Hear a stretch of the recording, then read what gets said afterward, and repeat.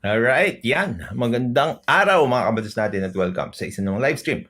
Ang pag-uusapan natin ngayon, yung mga sinabi ni Senator CHIZ ESCUDERO, tungkol doon sa ginagawa ng Bureau of Immigration. Alam niyo naman mga kabatas natin, you know my sentiments about this. I still find it unconstitutional and against the law that they will have discretion. May mga magagandang puntos dito si Senator CHIZ ESCUDERO. Approve ako doon. Pero we need minor tweaking.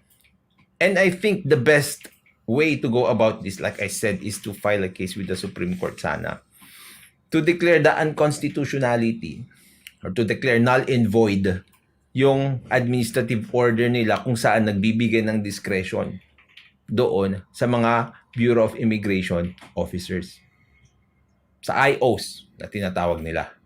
Pero, mga kabatas natin, before we talk about it lengthily, let's listen to CHIZ ESCUDERO. And Senator CHIZ ESCUDERO is seeking the floor. I move that he be recognized, Mr. President. Yes, Senator Escudero, after which Senator Cayetano and Senator Bong Levin. Thank you, Majority Leader. Just a brief manifestation as well in support of the speech of our good Senate President. Mr. President, ang best practice sa anumang parte ng mundo, istrikto ang inspeksyon ng bagahe ng sinumang lumalabas sa anumang bansa. Pagdating mo sa bansang pupuntahan mo, random na lang yon at hindi... Tama yon. Puntos yon kay CHIZ ESCUDERO. Tama yon. Hindi ko talaga maintindihan dito sa Pilipinas eh. Dito sa Pilipinas, we don't like the best practices. We don't do it. We should always do it. Ang problema kasi, pag nag-iiba yung namumuno, nag-iiba yung nakaupo, nag-iiba rin yung style. Di ba? Tuloy natin. Ina-istriktong ini-inspeksyon ang bagahe. Patungkol naman sa mga kababayan nating paalis, tao na ito at hindi bagahe. Yun. Yung sinabi niyang tao na ito, hindi ito bagahe, ibig sabihin kapag tao ka na, you have the right to travel in relation to our Philippine laws. Di ba? And in relation to the umbrella law, which is the Constitution of the Philippines. Tuloy natin. Hindi ini-istriktuhan ang pag-alis maliban sa pagkakaroon ng valid passport at visa kung kinakailangan. Yan. Yan din ang punto natin, di ba? Those are the only requirements. Kasi nga, pupunta ka sa ibang bansa. So yung receiving country, siya ang magsasabi kung pwede kang pumunta doon o hindi. Hindi yung country kung saan ka aalis. Sila naman ang tatanggap sa'yo doon eh. Ngayon, kapag hindi tama yung pangtanggap sa'yo, bakit kasalanan ng Pilipinas? Ngayon kung nag-TNT ka, doon sa ibang bansa, bakit kasalanan ng Pilipinas? In the first place, pinayagan ka nilang pumunta doon.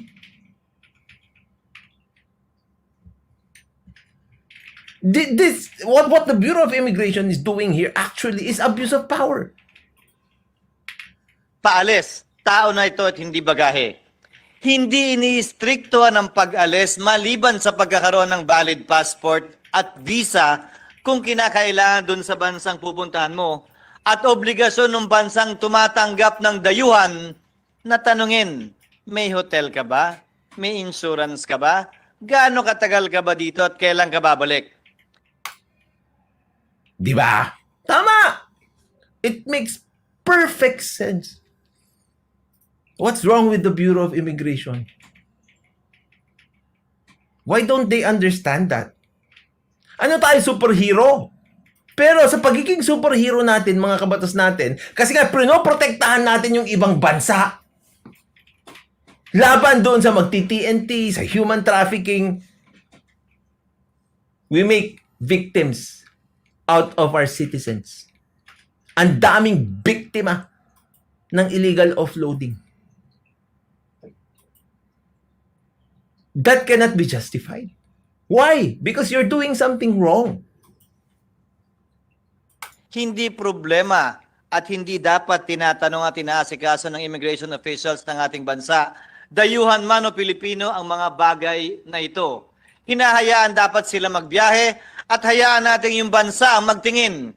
Meron ka bang pambayad sa hotel? May kakayahan ka ba?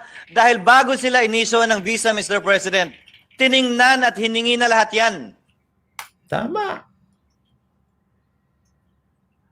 Ano ba? Parang yung Bureau of Immigration ba natin? Yun yung bang Bureau of International Immigration yun?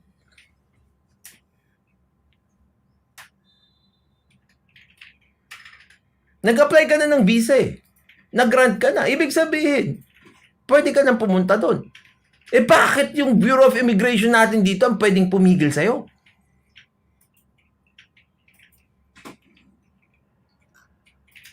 Bakit kailangan pa i-presenta muli sa ating immigration officials? And in so far, Mr. President, that's the 32,404 Filipinos offloaded. Tignan nyo, 32,404 Filipinos ang offloaded dahil sa maling paraan ng inspeksyon ng Bureau of Immigration. And wala pang 1,000 sa tingin ko, no, if my memory serves me right.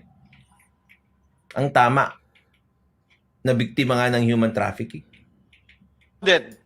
May I seek the Chamber's support that in the special provisions of the 2024 budget that we include a provision that states that these 32,404 and anyone who will be offloaded will be reimbursed insofar as their expenses chargeable against the immigration fees being collected. Yan naman, hindi ako approve dyan.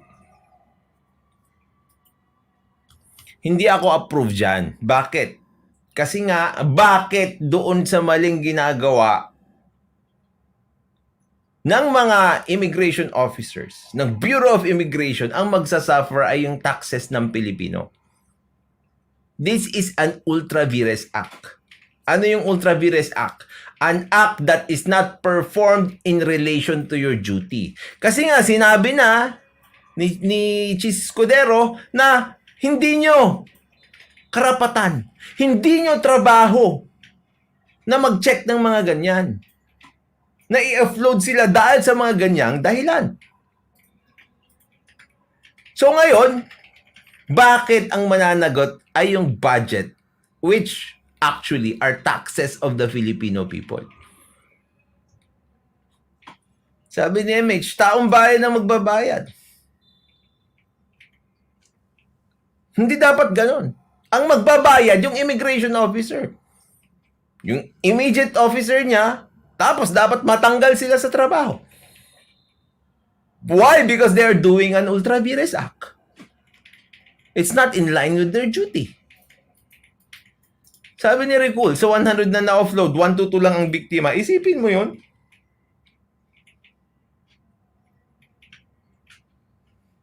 Hindi dapat tayo yung magbabayad.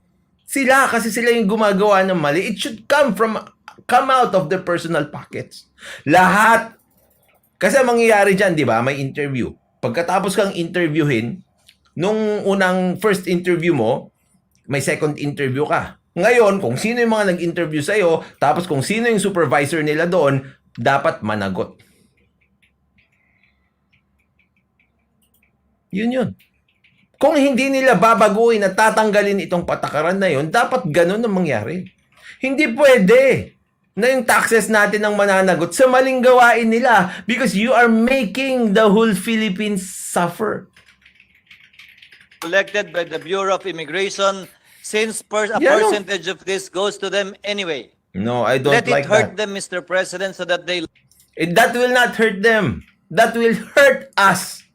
The Filipino people.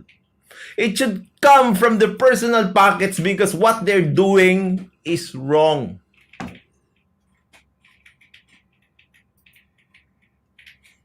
Learn their lesson and so that they exercise the powers given to them, not arbitrarily.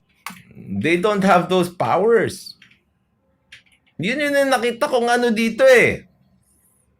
Contradiction kay Senator CHIZ. Okay yung umpisa. But they don't have those powers. So they don't have any power to exercise. Nakatulad ng sinasabi nyo dito. Anyway, Let it hurt them, Mr. President, so that they learn their lesson and so that they exercise the powers given to them, not arbitrarily. Walang powers. There's no power to speak about. To speak of. Sorry. There's no power to speak of. Saan galing yung kapangyarihan nila? Department, ito nga yung sabi ko eh. This is the logical thing to consider. Yung Department of Justice Secretary nga walang karapatan para mang-offload o mang-pigil ng tao na lumabas, and the Supreme Court said that already. How come yung kanyang tauhan na immigration officer na sobrang malayo sa kanya may karapatan para mang-offload o kaya pumigil para bumiyahe ang isang tao? That by itself is absurd. Illogical. Aside from this, sabi ni Mark Joseph Gabriel, mas mataas pa sila sa korte. Exactly.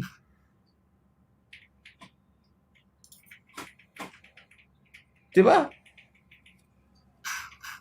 But with due diligence and care. Mr. President, I believe that discretion always equals corruption.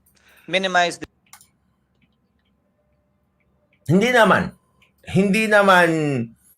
Hindi naman automatic na discretion always is equal to corruption. Because, like I said, yung mga judges natin, they have the discretionary power to grant someone bail kung reclusion perpetua to death at evidence of guilt is strong.